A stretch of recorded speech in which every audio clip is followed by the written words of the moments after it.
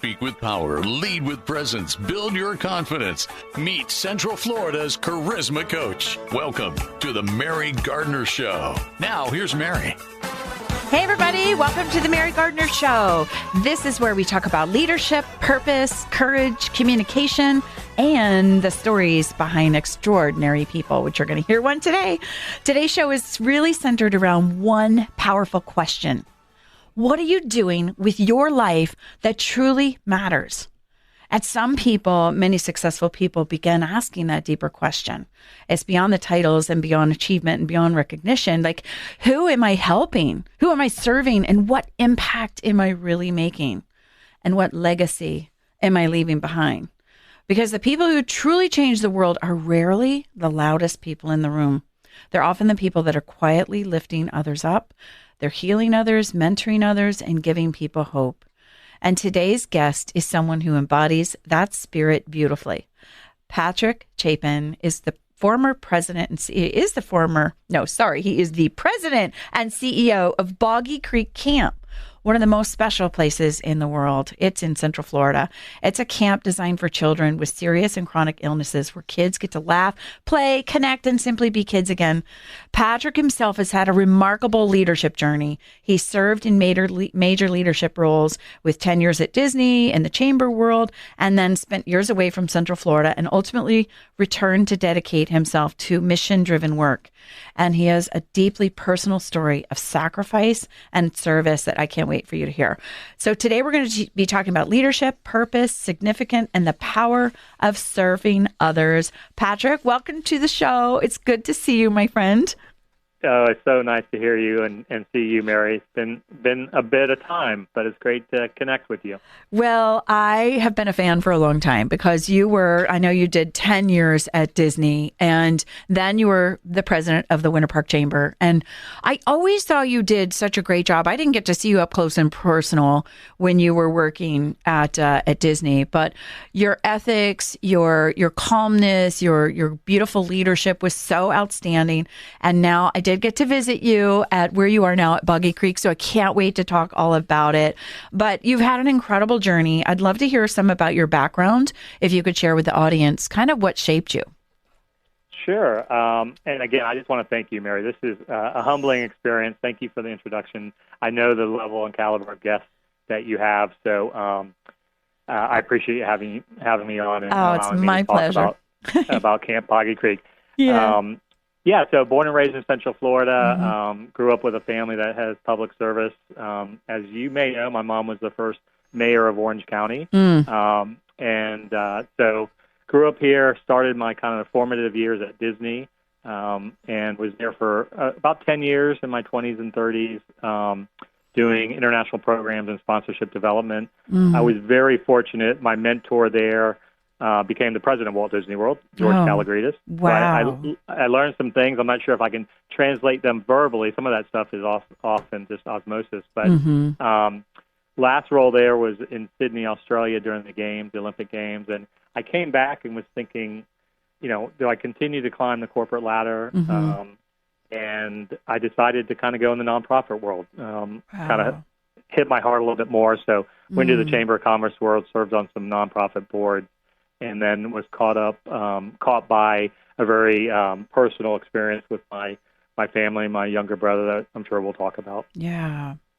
Wow. That's amazing that you were pulled into the nonprofit world, because you probably could have made all sorts of income and money and status and everything in the corporate world. But what I'm curious about is you had a powerhouse mom. What was that like growing up with someone like that? Well, a powerhouse mom, first elected, countywide mayor. Yeah, Linda, right? It was Linda? Yeah, Linda, yeah. A great pioneer. And behind her was a great man, my dad, Bruce, who passed away, but he was a great father and a great supporter. And just public service, always preached to my two brothers and my twin sister and I that, we're fortunate by the place that we're born in this world, meaning the stature of the place to certain parents, and none of that was on us. So we owe a little bit back to the world for the opportunities we've had that just were given to us by pure luck. Wow. Well, yes, luck, but also hard work and ethics. I mean, you've been the president of organizations because of your leadership ability, and I think you do it so well. But what did leadership look like when you were president of the Chamber of Commerce? First of all, you came from Disney. So were you in leadership at Disney? Kind of middle management. Mm-hmm. I was in the room with all the top people, like when they were creating the Millennium Celebration, and it makes me think of a lesson that I've learned that I've used ever since. Was because George was my mentor, I kind of got to be in these rooms with the 20 people who were creating things, and all I want to do is blend into the wall. Don't look at me, don't ask me anything. I'll never forget it. And George said, after hearing from the top marketing and the Imagineers, said, Patrick, what do you think? And I mean, I'm still embarrassed. I have no idea what I said, but it was just a life lesson of, really take the opportunity to listen and hear from other people's. And as I've gone through my career, as you know, that the people who don't speak up, their opinions are often incredibly valuable. So, if I have an intern, I'll make sure to ask him or her, hey, what do you think? And, no matter what the level of the title is, everyone has an opportunity to contribute. And, that leads to probably another really big lesson, as I haven't thought about it for a long time because it kind of becomes your nature. But the concept of alignment, at Disney, it was about the term alignment. So our mission was to create the most magical experience for our guests. Yeah. Well, George Kalogridis did it as leading Epcot at the time and eventually leading Walt Disney World in different ways than I did in working with international partners around the globe. And the housekeeper at the Grand Floridian did it differently than the two of us. None of them were any better or worse. I would argue that the housekeeper creating Mickey ears with the towels for our guests was probably more monumental than some of the things I did. So we did it differently, but we all did the mission of creating a magical experience for our guests in our own ways. In your own ways, in your own talent. Yeah, absolutely. You're right. Those little nuances are very impactful when somebody walks in a room. It makes that first impression really valuable and really important. It's an intangible thing, just that feeling that you get. But one of the things you just talked about of people not speaking up, that seemed to me a pivotal part in your career where you actually were pulled out in front of everybody and were forced to speak up and you were mortified. And here all these years later, you're still blushing. It's so funny because that's what I do. I help a lot of people come to that place where, look, that time is going to come, when you are supposed to stand up and supposed to be seen and visible. And a lot of people choose not to. There are people that I've coached that have said, it's not my thing. I don't want to do that. I don't want to go into management. So you recognize and tell that story. That's a really good story that you were pulled out and then you had to, talk about that. And I like it that it translated into your own leadership, that you'll go and you will help other people that are younger be seen and be visible. So good for you. That's amazing. Yeah. Well, don't we all, especially as we get older, want to help people because people helped me through, personal and professional. So it's a joy for us to give back. I will say, I don't mind public speaking. All of the kind of psychosocial tests I've done in interviews and Gallup polls and all this stuff, throughout my career, my score, it sounds weird to say this, but I score very, very low on ego. High in emotional intelligence, but very low ego. And it sounds weird for even to say my ego, because I just don't have to be the smartest one in the room. I don't care if I mess up. I don't care if I, offer something. 9 times out of 10, when I offer something, we usually take a piece of that and ends up better. So I don't call it confidence necessarily. I just call it kind of an innateness of who I am as a person. Amen. So I love it. Whatever that has gotten me, it's played well to at least my comfort level and my belief in myself. I love that. It's kind of like the servant leader. I actually, when I do the test also, I come out same. It's low on the ego because it is about supporting others and making sure they are, in the limelight as well. So I think that is so important to recognize in yourself. Just curious, what drew you to the community leadership and going into a nonprofit? probably, the DNA, my mom, and my dad my dad was an attorney, but was very involved. So, yeah, just making a difference. It was just something the way I'm wired. I kind of joke now because my younger brother is new to the city commission in Orlando. That's right. And everyone says, well, gosh, why didn't you go into politics? And I said, well, I like 98.9% of the people like me, not 50.12%. Yeah, so that's right. My boyfriend and I were just saying, like, why do people go into politics? And I think most people do to make an impact, but it is an ugly game. Yeah, the local level, I think, is, you can move the needle a lot more. So that's how I think we've been wired. But, yeah, just, growing up around great-grandparents and grandparents and understanding Great Depression and what, how fortunate we are and what we can do to give back at any time and how really simple it is. And also, I think, and a lesson I've learned more recently with some of the things with the illnesses is just people want to help. So if you give them an opportunity, sometimes they don't know how to help or even know how to ask how they can help. But giving them opportunities to showcase opportunities to help is important. I love that. I do think that is true, that people do want to help and they don't know how. And so that really does help people feel confident about themselves. It makes them want to do it more because it's a good feeling. So I love that you are a leader that really inspires other people to jump in and to help. And we're talking to Patrick Chapin right now of Boggy Creek. We're going to talk about the camp when we come up, but we're talking about his leadership role at Disney, at the Chambers, and we'll be introducing Boggy Creek in just a few minutes. So stay right with us. We're going to take a break. You're on the Mary Gardner Show. This is Mary Gardner, and I look forward to seeing you after our break. Listen to our fun sponsors. We'll see you back. Where voice meets vision.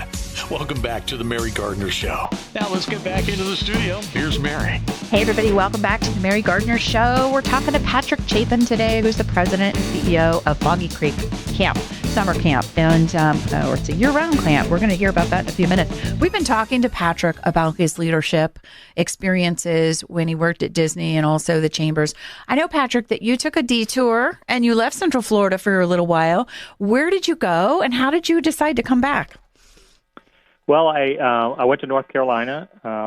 I was running the Winter Park Chamber of Commerce. I've been there about 8 years and was recruited away to High Point, North Carolina, which is outside Greensboro. A very similar chamber, kind of fallen a little bit on hard times at the time.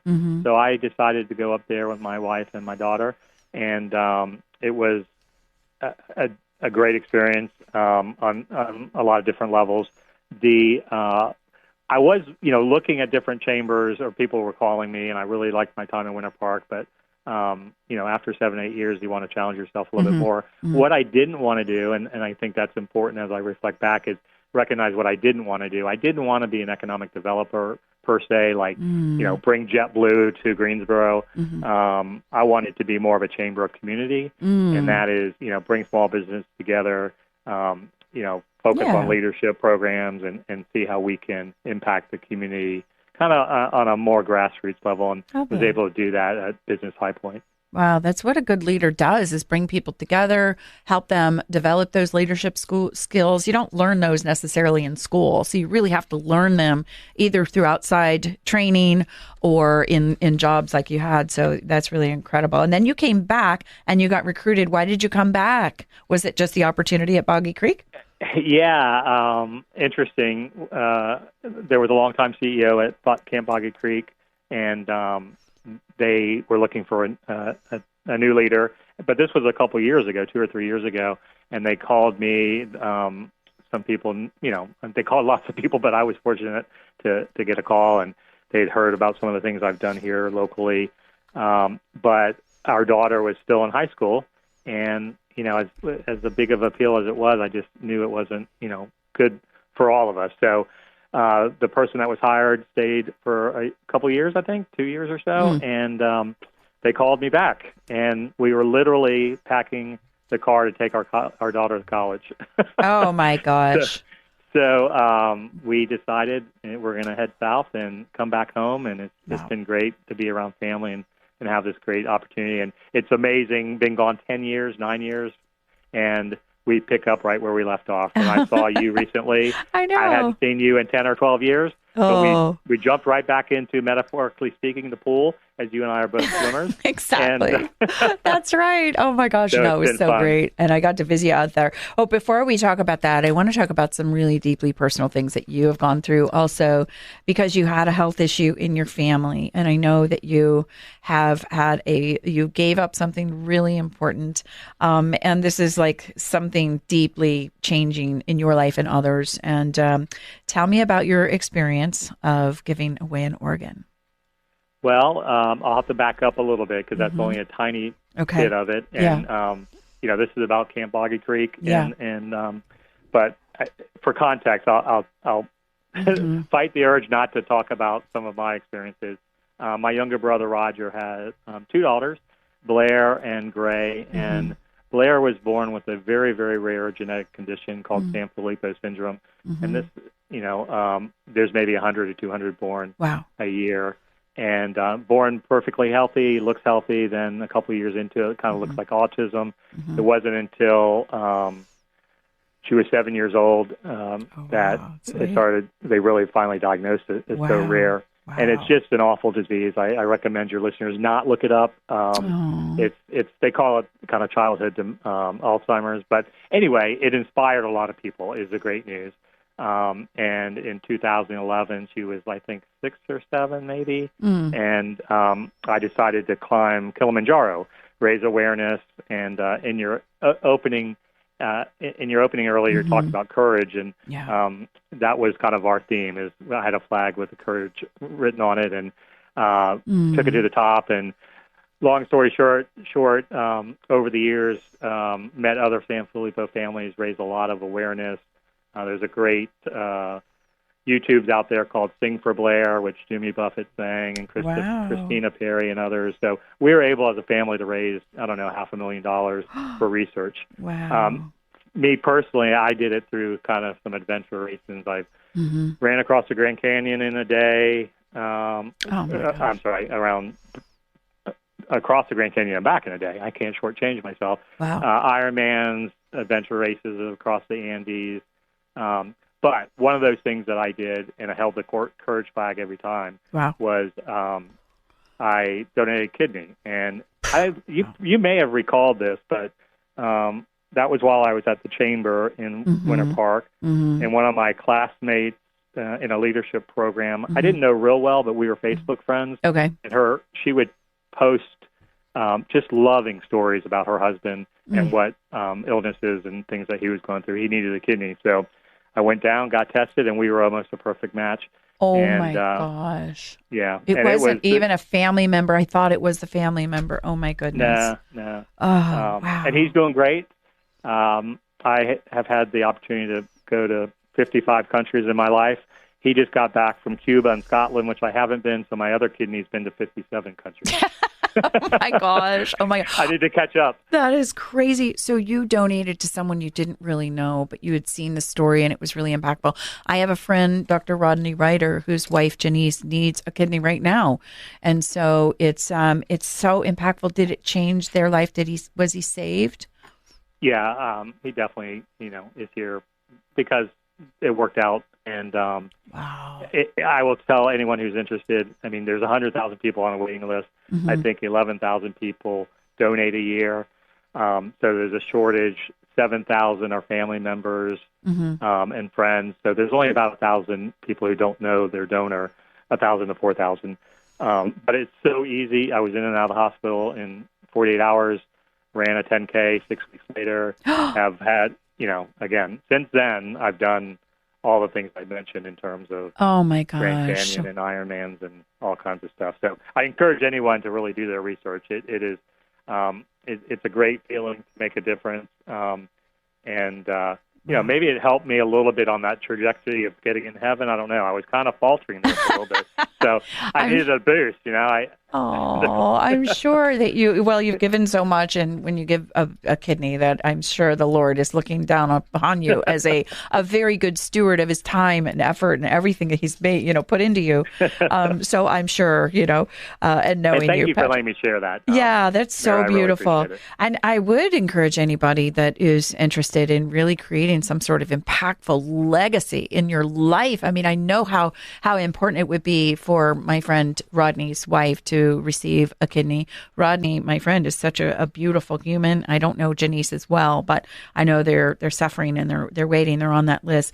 Patrick, before we go to break, I'd love to hear what kind of legacy you hope to leave. You've done so much already. Well, that's tough. I guess, the impact that I'm hopefully made on Blair and her and her family and the community, we were able to do some very special things, and Blair was part of that. So out of a very negative situation, Blair brought the community together. Her sister, Greg, would have a lemonade stand once a year and raise $30,000. Wow. That would just go to research. So I guess my legacy is hopefully giving back to people, being genuine, being sincere, and, doing small things when I have the opportunity to do it. So, good father, good husband, and a good person, hopefully. I love that. And you've done so much service for others. It seems like your family was also extraordinarily involved. You've been involved, and we're going to catch up. And I know that this has really personally changed you, and that's why you're at Camp Boggy Creek. But how has service and doing that for others really just changed your perspective of life? It's selfish in many ways. I mean, it makes you feel good. You don't go out thinking that. You don't think I'm going to donate a kidney because it's going to make me feel good. You don't know at the time.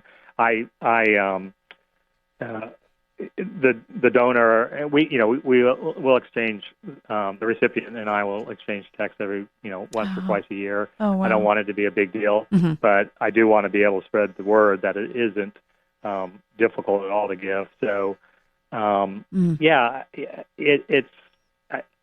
just an opportunity to give, celebrate the people that are giving so much in our lives. I see it every day, whether it's a parent taking care of a sick child or a counselor helping, a camper. Yeah.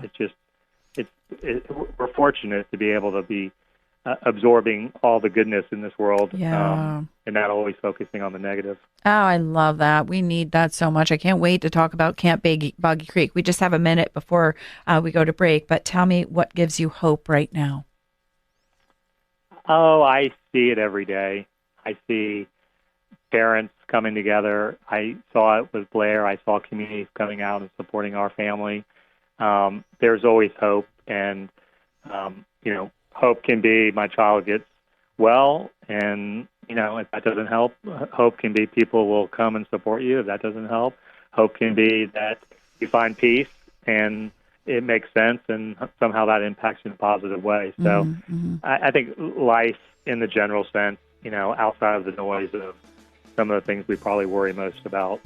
Oh my gosh. I just love your attitude, Patrick, because there's so many people that are down and out right now. They don't see any hope anywhere, and they're not having the same perspective as you. Getting to see and being around people that have had so many extraordinary situations with health issues and chronic illnesses and things like that. And it's beautiful that you're leading this organization. And if everyone could take away anything from that segment just now, is that look at the good, be grateful for all the things in your life that you have. But this has been amazing. We're talking to Patrick Chapin, who's the executive director, the president, and the CEO at Camp Boggy Creek here in Central Florida. And we're going to take a quick break to hear some of our fabulous sponsors. And we'll be back to hear more about Camp Boggy Creek so you can get involved and you can create a legacy and you can create great feelings for you and your family. We'll be right back. Your greatest impact is still ahead. Welcome back to the Mary Gardner Show. Here's Mary. Hey, everybody. Welcome back to the Mary Gardner Show. This is Mary, and I'm so excited to be here talking to a real leader and a true hero in our community of Central Florida, Patrick Chapin. And it's already just hearing people have asked me, why are you doing the radio show? Because we want to recognize people that are quietly behind the scenes doing beautiful work and inspiring people. And I want to do this because people need hope in today's world and people need inspiration. And oftentimes when we hear other people's story, they're just normal people and they're just average people sometimes, but they're doing great things. And so I don't think that Patrick being average at all, but he's somebody who has dedicated himself and done things far beyond what he probably ever imagined that he did, donating a kidney and running marathons and doing all these extraordinarily big things to help others. And so I'm just inspired, Patrick, by you. I'm so appreciative of you being here today. But I want to talk about the Boggy Creek Camp. I got to go visit it. I loved it. It was beautiful. Tell me the history and what is Boggy Creek Camp and who does the camp serve? Well, thank you. Camp Boggy Creek is an amazing organization. I've been on board now for 6 months, but the camp has been around for 30 years. It is a medically safe camp, for kids with serious illnesses. So think about all the kids. We serve kids with 16 different illnesses. These are the kids who could not in any way go to another camp. So we're we have a medical clinic. You wouldn't think it was a medical clinic. It's called The Patch, and it looks like a camp that you would go to, but it's a full medical center. We have 16 cabins, archery, pool, theater that was supported and built by Universal. So first-class organization, and we've been doing it for 30 years, originally founded by Paul Newman and General Schwarzkopf. Oh, cool. And this year we are celebrating 100,000 children and families that we've served throughout the state. Wow. Is it just for kids from Florida, or is it nationwide? No, we're part of a network. We're independent, but there's a Serious Fund network that is, I think, 8 or 9 around the country and 9 or 10 around the world, different programs. We serve anyone throughout the country, but typically it's geographical. So we partner with hospitals and people around the state of Florida mainly. That's amazing. Tell me what happens when a kid arrives to Camp Boggy Creek. Emotionally, how are they feeling? What do the parents experience, especially when they're seeing their kids have fun, maybe for the first time in a while? Tell me about that. Yeah, it's a great question. Let me tell you a little bit before what happens before, because we are a medical camp and we have kids who are coming with very, very serious conditions. Our full-time medical staff, we have a pediatrician, nurse, and then we hire nurses throughout the different programs and volunteer doctors come out. But imagine if you're going to have 125 sick patients, kids, walk into your office if you're a pediatrician. Well, those 125 kids are going to be walking into our camp. So our staff, our medical staff, has to do all the, medical background, all the, the complexities and the intensities of these cases are massive. So go through all the medical history, talk to all the doctors, talk to parents. They arrive, mom and dad drops them off. You have to do a whole check-in with medication and so forth. As you can imagine, the kids are probably a little bit more apprehensive. We're about to launch our summer program in 2 weeks, so we're excited. Oh my gosh! But you guys are busy. The kids are they're nervous. Some of them are repeat folks. So we try to balance former campers and new campers so they can really integrate with themselves. The nice thing about each week is they're specific to an illness. So you have like what are some of the yeah, tell me about the ailments. Yeah, so cancer, heart, epilepsy, sickle cell, bleeding disorders. So the kids get to see, they'll be swimming in the pool and they'll look over and one of the other campers will have a 10-inch scar on their chest, just like they do because they had an open heart surgery. Oh my gosh! So, they're getting to see others that are going through the same thing they are. Yeah, and mom and dad, I dropped our perfectly healthy daughter off at a horse camp, and she loved riding horses, and it was still hard.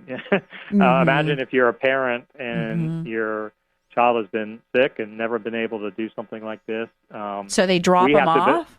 Yeah, they drop them off, but we have to build a lot of trust before and during that. So by the time they arrive, mom and dad feel much more comfortable. And also the doctors that we work with, are the doctors of the patients. So we know, and we have nurses on staff that blend into the camp, so they're not walking around with nurse or doctor's name tags. They're wearing T-shirts and singing songs, but they're right there with the kids every moment of the day, and they know, is it someone dealing with heat stroke, or is there something more serious? So it's a very, very well-oiled medical facility and camp, but it's all about fun. It's all about fun because it's so colorful. All the camp rooms, the barracks or whatever, the cabins are super cute. They're decorated. Like you said, that the place where they go for medical treatment, it's called the Patch or something. Patch, yeah. Yeah, it's like, it's adorable. They get patched up. Yeah. It is. It's fun. And I think that this would be the first time that they've got to be treated normally and not so special or unusual or awkward. And I would love to hear a beautiful story of something that really deeply moved you, of something you've seen. Well, gosh, I've experienced so many already. I'll tell you. So we have summer camp. I haven't experienced summer camp yet because we're just about to launch and I haven't been on board yet. But we also have family retreat weekends. So in the spring and the fall, we have family retreat weekends. So mom and dad, caregivers get to bring the sick child and the siblings out. So we'll have 32 families spread out over, 6 or 7 sessions in the spring and the fall. It's a great way for mom and dad to get comfortable with camp, and also, the kids can start making friends. But I think, I don't know what summer camp's going to be like, but it's hard for me to imagine the impact that I had already walking into our dining hall, which you've seen, beautiful dining hall. Yeah. And it was, I thought it was going to be like really kind of hectic, strange, I don't know, nervous energy. And it was hectic, but I walked in there and it was pure joy. It was mom and dad talking to one another. And I think because of my personal relationship with, my brother and what he went through with his wife and their oldest daughter, that connection where you can talk to someone who's living in the same experience, whether they're further along in their journey or just starting their journey, was just a really magical experience that I got to experience. So that's been one of them. Real quickly, I have met at one of our big parties a young lady named Meredith who had epilepsy, and she was practicing in the theater in front of her friends, and she had a seizure. And no one said anything because, they're all used to it. She got up and started playing the piano and kept on and just had the biggest smile. And I've seen her. She's aged out now, but I've seen her at a couple of events. So Meredith is one of my favorite people so far. And do some of the patients or the people that come, the campers, do they ever come back as volunteers to be a camp director or a camp counselor? Yeah, believe it or not, we have. They often come. We have. They come back for counselors.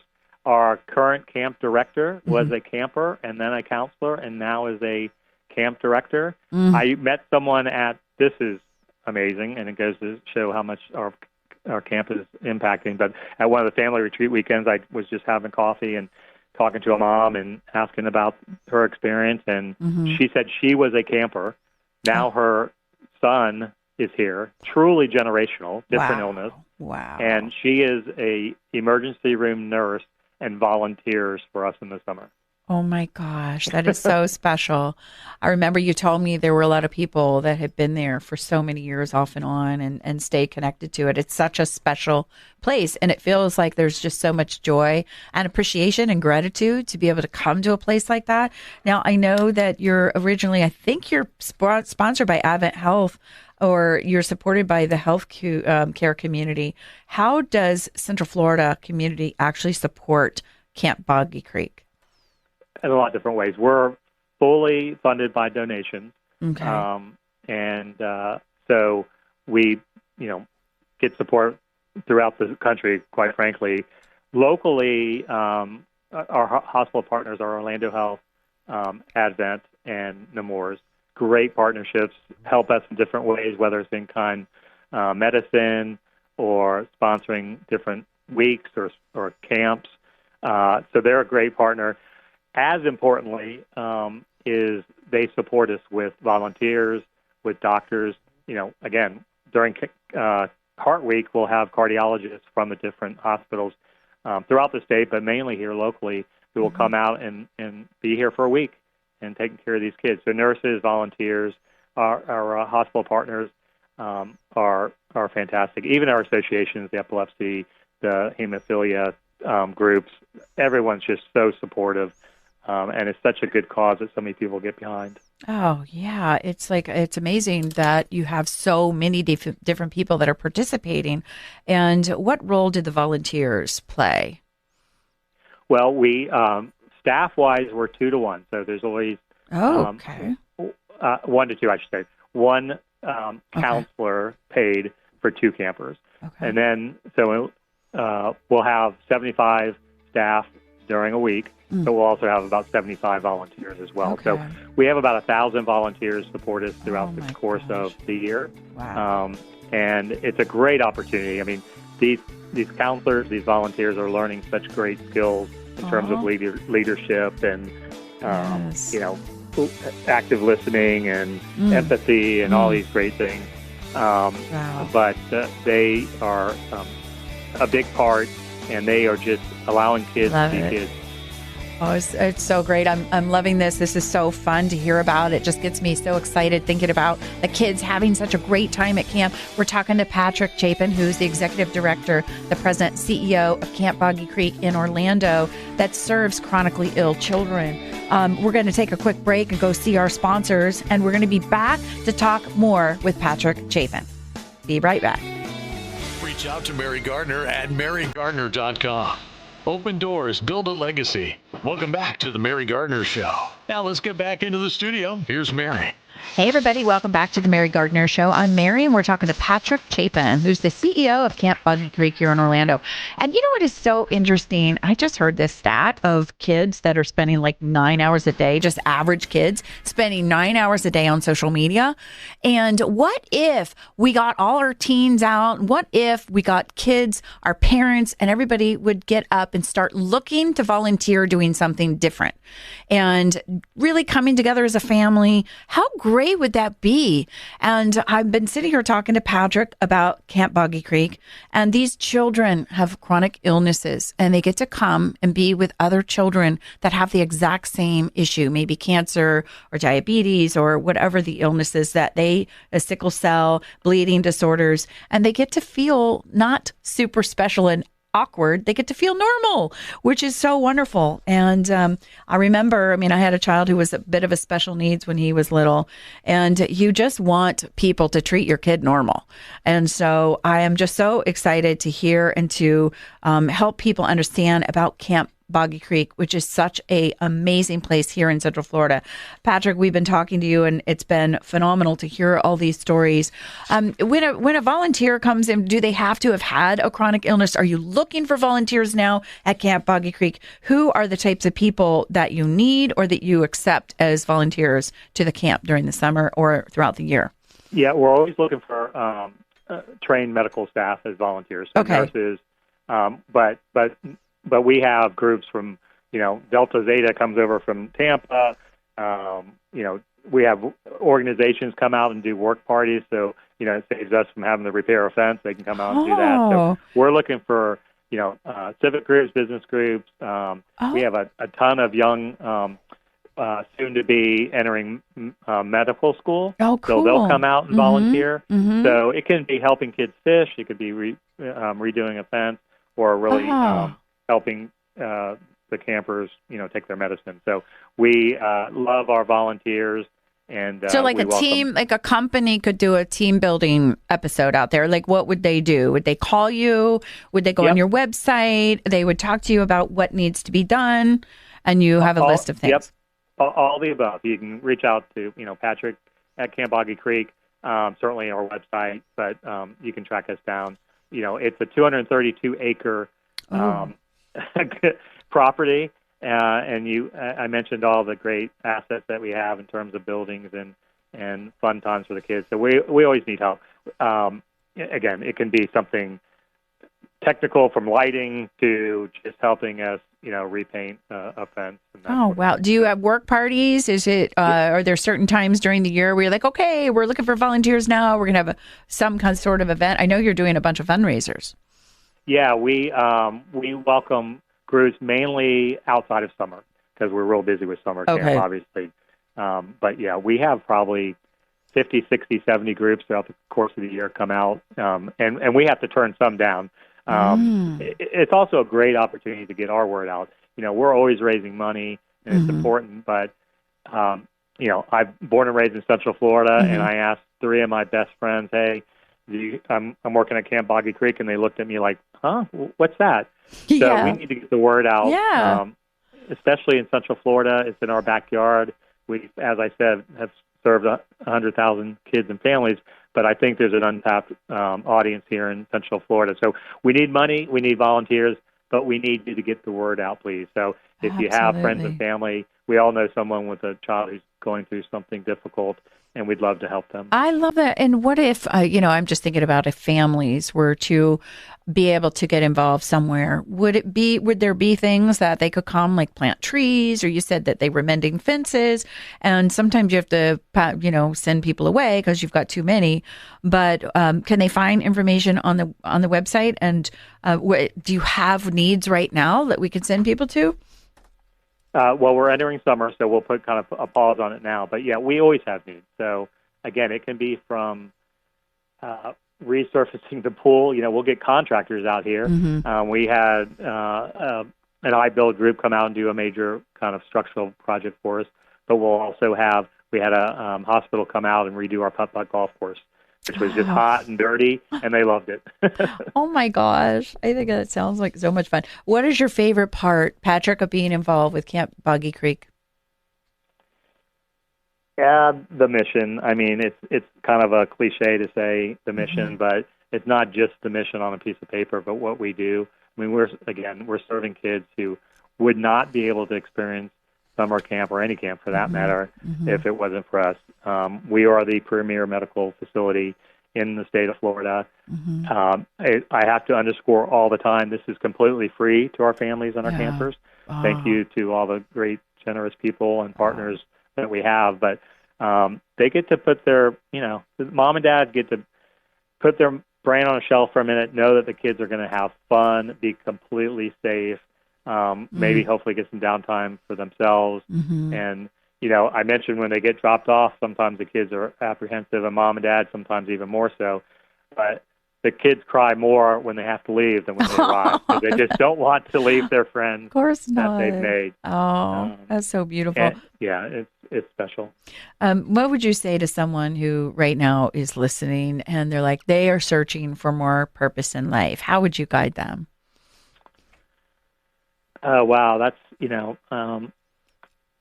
I would say start with something small. I mean, just identify something. If it's, I compare things to, exercise. If you, don't think you're going to go do an Ironman, don't even think you're going to go do a marathon. Yeah. Pick out, go walk for 20 minutes, go run a 5K as your goal at the end of the year.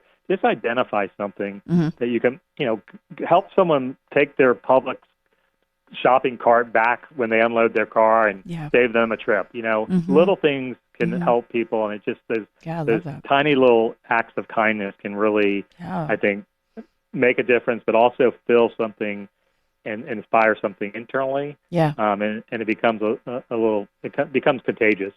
So don't be shy. Wherever you can help someone, every little bit helps. I see it every day with our counselors and our volunteers. And recognize that what you're doing, you may not think is significant, but I guarantee you the smallest things sometimes make the biggest difference. Oh, so true. And I remember one time I was in a virtual summer camp and they said, all right, you need to do a couple of things. You need to make a fruit bowl for a neighbor. And so my son and I made a fruit bowl, and we made it out of one of those, we made a basket out of a watermelon. And we made all that. It was a really pretty fruit bowl. And it turned out that one of the neighbors was having a funeral at their home. And so we were able to bring it over. But it created such a fun activity for my son and myself to do together. And then the feel good of when you're looking in your own neighborhood to find something. Who needs you? Who needs flowers? Do they need a yard mowed? Do they need somebody to bring them groceries? So many people are in need. And if you just take a minute and look around in your own neighborhood, it's what he said, just start small. We're going to take a little break, and we're going to go to a section called You Rock. You rock, you rock, you rock, you rock, you rock. Patrick, I've named one of this section called You Rock because My brother, who was also chronically ill, he had scoliosis, and he passed about almost 8 years ago. And Terry couldn't give a lot towards the end. He was very much in pain, and but he could give his heart to people, and he could encourage people. And so he always would tell me, Mary, you rock, be happy. And so I always appreciated that, because there were so many dark times in my life that one little encouragement really helped. And so I wanted to acknowledge somebody that I know and I appreciate. And Patrick, you are the person today that I'm picking as you rock, because you are one of those leaders who is consistently bringing goodness into the world. And you've chosen significance over status and service over your ego and impact over attention. And what you're doing through Boggy Creek Camp is changing lives and families all over Central Florida. And I just want to honor you today for that. I appreciate your leadership and your kindness and your beautiful heart. So thank you, Patrick. You rock. And who do you want to say? Thank you, Mary. You're welcome. You really, truly do. Who rocks in your world? I'll have to say that my niece Blair, she's been gone for 9 years. She still rocks in my world. Just the inspiration she gave me and has led me to where I am now, where I'm surrounded by other people who rock. The campers who come here are just a joy. The staff that I get to work with give their heart every day. So I'm surrounded by rock stars. I love it. Oh, that's beautiful. They do rock. Well, today's conversation with Patrick Chapin of Camp Boggy Creek is telling us that meaningful lives are the ones that leave people better after we found them. Every single one of us has influence. And maybe you're helping through leadership or through kindness or through mentoring or generosity, or maybe though you're just simply showing up for another person. And the question isn't whether you matter. You do. The question is, how are you using your gifts to help others? Because significance is not about fame. It's about contribution, and every single person who's changing the world are doing it quietly. They're consistent and they're lovingly doing it every single day. So today, encourage someone, help somebody, lift someone up, and be a light in someone's life. And that is how we're going to create a better world together. Patrick, take us out with one last moment before we go to the end of our show. Well, thank you. I would just, reiterate that never underestimate the impact, that a small act of kindness could have on someone. Everyone is carrying something that you can't see. Specifically, Camp Boggy Creek, we've served 100,000 kids, but we want to be here for the next child, the parent who's finding out a diagnosis today, who is going to need us. So think about those childs, think about your neighbors, think about the people around you. You can truly make a difference. I love that. And give us the website before we sign off. Yep, www.boggycreek.org. Boggycreek.org. Well, we've been talking to Patrick Chapin today about Camp Boggy Creek and the importance of helping our neighbors and the importance of helping those that are critically ill and giving them an opportunity to have some joy in life and visiting the camp. Patrick, you've been amazing. You rock.